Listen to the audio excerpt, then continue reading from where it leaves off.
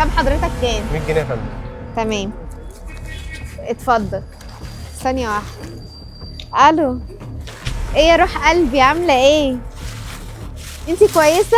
اتفضلي يا لا ده انا واقفة يا بنتي في السوبر ماركت. اجيب لك حاجة معايا؟ لا انا جبت كل اللي انتي قلتي عليه، ما تجيبيش اي حاجة. ماشي يا نور عيني، انا جاية على طول. يلا سلام. تمام، شكرا جدا لحضرتك. الحساب يا فندم. نعم؟ الحساب 100 جنيه حساب الحاجه. ايوه، ما انا لسه مديها لحضرتك دلوقتي ال 100 جنيه. لا ما خدتش منك حاجه، فين ال 100 جنيه حساب الحاجه؟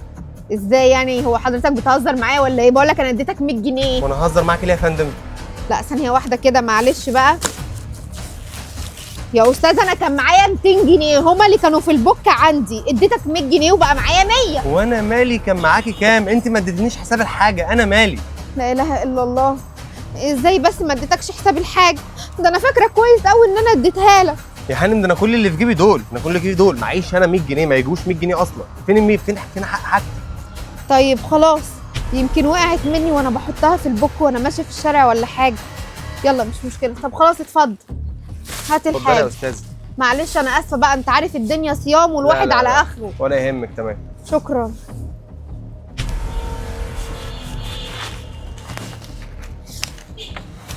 كده 100 على 100، اخد ال 100 دي ليا انا، 100 دي للمكان.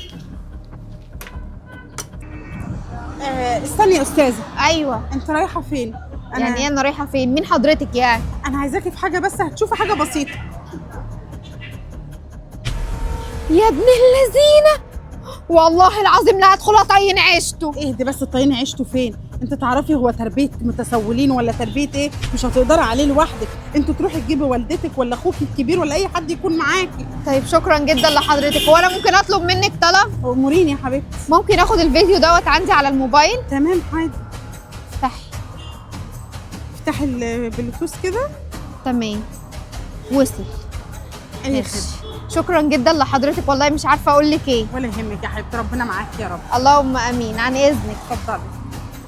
يا حرام، انت هات الفلوس. حرام ايه؟ ما سرقتش منك حاجه. ما سرقتش ايه؟ والله العظيم اخلي اللي ما يشتري يتفرج عليك دلوقتي ولا كانت الفلوس. وطي صوتك يا استاذه، انا ما خدتش منك حاجه. يعني انت ما خدتش الاول مني 100 جنيه وخبيتها عندك هنا تحت وبعد كده رحت جاي واخد مني 100 جنيه تاني؟ لا ما خدتش منك حاجه والله العظيم. طيب يبقى انت بقى كده اللي جنيت على نفسك. هصوت دلوقتي واقول ان انت حرامي وما خليش حد يجي يشتري من عندك تاني. لو ما مشيتيش من هنا دلوقتي هفضحك في نص المكان واقول ان انت داخله تتبلى عليها حراميه. بجد؟ اه. لا ده انت مش هتعرف تفضحني، عارف ليه؟ ايوه مش فاهمك ليه يعني. اتفرج يا عينيا، ده مين ده؟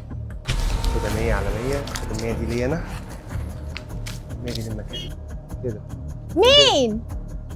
خلاص يا استاذ، خلاص يا استاذ. دلوقتي بقيت عامل خلاص يا زي أستاذ. الفرخه. خلاص يا استاذ. والله 100 جنيه 100 جنيه بتاعتك. ايوه طلع 100 جنيه كده. بتاعتك. لا وهات ال 100 جنيه التانيه، ولا اقول لك لا عشان انا خدت حاجات.